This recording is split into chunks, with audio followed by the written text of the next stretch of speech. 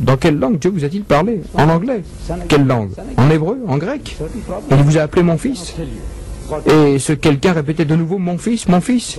Et il me répond, écoutez, je ne peux pas vous le dire. Dieu a dit que je ne pouvais pas vous le dire. Je demande, pourquoi ne pouvait-il pas vous le dire? Il n'avait pas la réponse? Vous me posez une question, et ou bien je suis ignorant, je ne peux pas vous donner une réponse, ou bien je vous dis, non, je ne peux pas vous dire maintenant, je le ferai en sortant. Il doit y avoir une raison.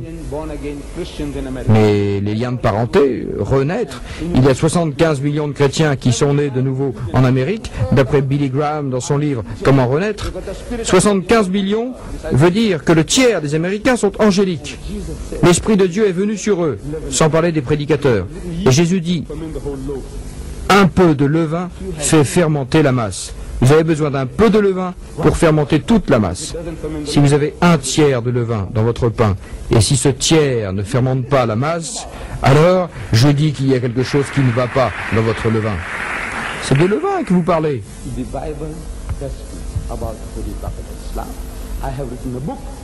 La Bible parle du prophète de l'islam. J'ai écrit un livre dans lequel je développe le verset du prologue.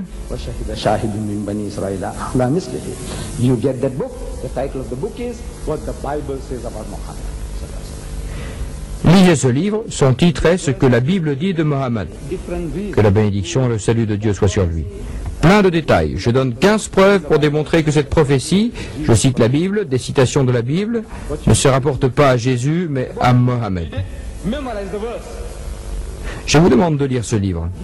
Achetez-le, lisez-le, apprenez le verset. Vous ne le faites pas? Vous êtes ici pour vous amuser? Je sais que vous aimez le divertissement. Tout vous divertit, alors vous êtes venu ce soir pour voir un nouvel amuseur. Non, lisez-le pour vous-même. Dans cet environnement, vous pouvez changer les gens. Voilà, et je vous le dis, c'est la vocation de l'islam, de changer ce pays. Vous l'avez, Allah nous l'a octroyé. Il vous le dit dans le Coran, il vous a donné hadin, c'est-à-dire pour qu'il le fasse prévaloir sur toute autre religion, tout autre mode de vie, qu'il soit juif, hindou, bouddhiste, chrétien, communiste et tous les istes. L'islam est destiné à les dominer tous. Que les mécréants le veuillent ou non. Il répète de nouveau la même formule dans le Coran et termine en disant que les associateurs se veuillent ou non, c'est la destinée de sa religion. Cette formule revient 3 autres fois dans le Coran. Il est celui qui a dépêché, envoyé avec la bonne parole et la religion de la vérité pour qu'il la fasse prévaloir sur toute autre religion. Allah est témoin du fait que sa religion triomphera avec ou sans vous. Mais nous les hommes, aussi bien vous que moi, Allah nous donne cette occasion de servir sa religion. Faites ce que Dieu vous ordonne et vous serez récompensés comme le prophète. Allah vous a donné des réponses, les solutions aux problèmes. Aidez-les et en les aidant, vous vous aidez vous-même. Changez-les et vous changerez le monde. Nous avons une tradition, jusqu'à la fin des temps, le soleil se lèvera à l'ouest. Le soleil se lèvera à l'ouest. Mais comment comprenez-vous cela, le soleil? Nous le savons, il ne se lève pas à l'est, il ne se couche à l'ouest. C'est une simple illusion. Nous savons que la Terre tourne autour de son axe, et en tournant ainsi, elle donne l'impression que le soleil se lève et que le soleil se couche. Mais le soleil ne se lève pas et le soleil ne se couche pas. C'est une illusion créée par la rotation de la Terre autour de son axe. Pour que le soleil puisse se lever à l'ouest, comme nous le voyons, la Terre doit s'immobiliser puis tourner dans le sens inverse. C'est le seul moyen pour que le soleil puisse se lever à l'ouest, s'immobiliser. Elle tourne à 1000 miles par heure en ce moment, même comme vous le savez. Et alors, elle va s'immobiliser, actionner les freins, puis tourner dans l'autre sens. Vous ne serez pas là pour jouir du spectacle, vous ne le verrez pas. Voilà, tout disparaîtra dans les océans. Lorsqu'Allah actionnera les freins, les océans emporteront tout, il ne restera plus rien. Le sommet le plus haut sera englouti par les flots. Alors, je ne trouve pas drôle que le soleil se lève à l'ouest. Non, c'est le soleil de l'islam, la vérité de l'islam, la vérité de Dieu qui se lèveront à l'ouest. Cette nation a faim, elle se nourrit de n'importe quoi. Tout réussit ici. On adore Sun Myung Moon, on adore Guru Mahan, Swami Prabhupada, on adore Maharishi, on adore le Père divin. On l'adorait, il est mort. le Père divin. Vous avez aussi les adorateurs de Satan. Tout et n'importe quoi. La nation a faim. Elle est frustrée, elle est désemparée. Ils voient cette abondance de nourriture, ils ne savent pas quoi faire. Je dis que vous avez quelque chose qui cloche. Tout ce qui leur tombe sous la main, ils s'en emparent. Qu'est-ce qui ne va pas avec vous? Je dis que vous avez quelque chose qui cloche, vous les musulmans. Vous êtes 2 millions ici. Tous comme des hommes castrés, voilà. Vous avez contracté un complexe d'infériorité. Plus d'imagination dans ce pays. Le pays le plus développé au monde, civilisé, avec toute cette technologie. Vous vous comportez comme des hommes mous, voilà. Les musulmans mous.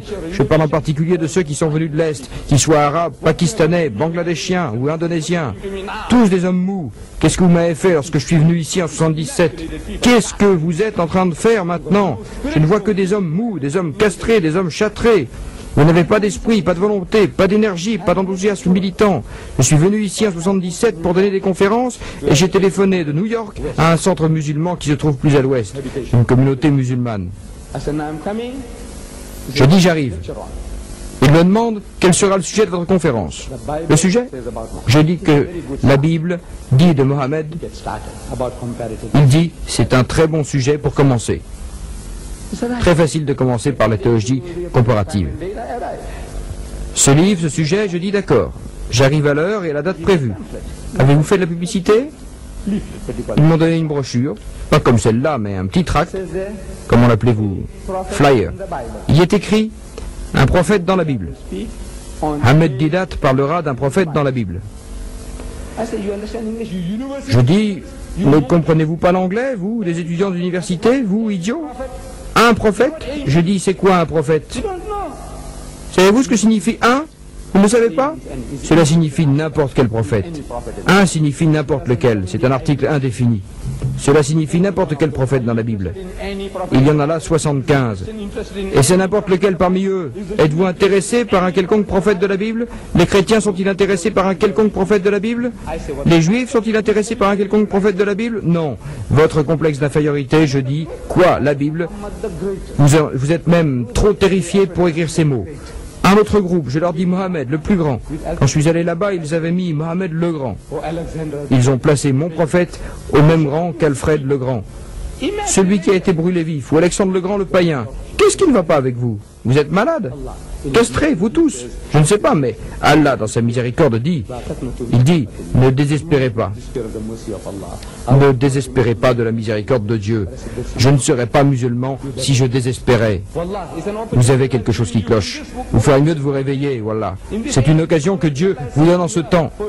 Dans cette époque dominée par la technologie, Allah vous a envoyé ici pour des raisons mieux connues que vous. Pourquoi êtes-vous ici? Mais quelle occasion? Les chrétiens se délectent quand ils vous voient arriver. Regardez, vous, expatriés, vous venez ici. C'est un homme, c'est une bonne proie, une proie facile. Proie facile. Vous êtes une proie facile. Ils ne sont pas obligés d'aller en Malaisie, en Indonésie, au Bangladesh pour prêcher. Ils peuvent prêcher tout en restant chez eux. Ils peuvent coucher avec votre femme et vos enfants et ils peuvent vous prêcher. La langue, ils n'ont pas besoin d'apprendre votre langue. Vous avez appris la leur. Culturellement, vous êtes occidentalisés. Vous avez le même fauteuil et la même chaise qu'eux, la même table à manger, les mêmes chaises. Ils ne sont pas assis par terre sur un tapis, les yeux irrités par la fumée provenant de la cuisine. Non. À tout point de vue, ils ont le sentiment que Dieu vous les a envoyés. Je dis, oui, vous êtes aussi envoyés par Dieu pour accomplir une tâche. Changez-les. Un peuple susceptible d'adorer tout et n'importe quoi. Pourquoi n'accepterait-il pas Allah? Pourquoi ne le ferait-il pas? La raison est que vous n'osez pas ouvrir la bouche. Vous êtes trop terrifiés. Vous souffrez littéralement d'un complexe d'infériorité. Arrachez-vous à leur influence. Ouvrez le Coran, lisez le Coran et laissez Allah vous parler.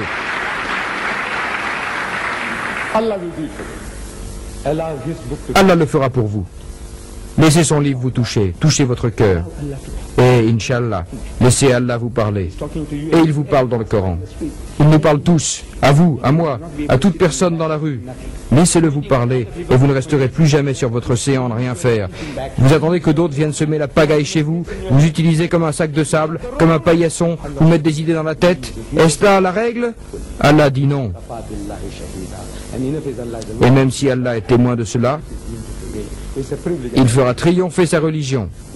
C'est un privilège qu'Allah vous accorde, saisissez-le.